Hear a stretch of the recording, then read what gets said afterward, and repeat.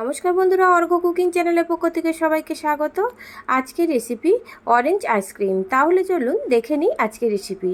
সবার প্রথমে এখানে আমি 4টে রসনা নিয়েছি আর 1 বাটি জল নিলাম, আর দেব 4 চা চামচ সুগার পাউডার।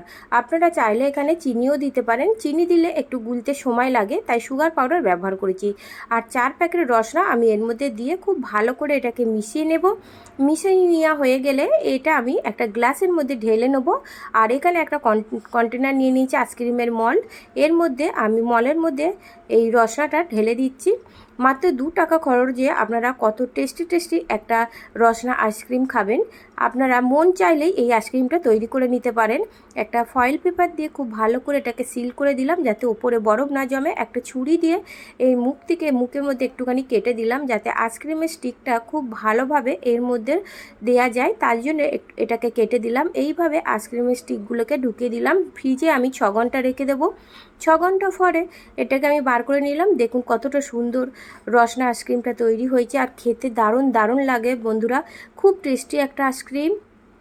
আপনারা বাড়িতে আজই এটা বানিয়ে খেয়ে দেখবেন, আশা করছি আপনাদের ভালো লাগবে। আমার রেসিপিটি যদি ভালো লেগে থাকে অবশ্যই একটা লাইক দেবেন, আর প্রচুর পরিমাণে শেয়ার করবেন বন্ধুরা। আমার চ্যানেলে নতুন বন্ধু হয়ে থাকলে অবশ্যই চ্যানেলটিকে সাবস্ক্রাইব করে নেবেন। এইভাবে আইসক্রিম বাড়িতে খেয়ে দেখবেন, দারুণ লাগে। ছোট থেকে বড় সকলেরই ভীষণই পছন্দের এই আইসক্রিমটা। এই আইসক্রিমটা একবার বানালে বারবার তৈরি করতে ইচ্ছা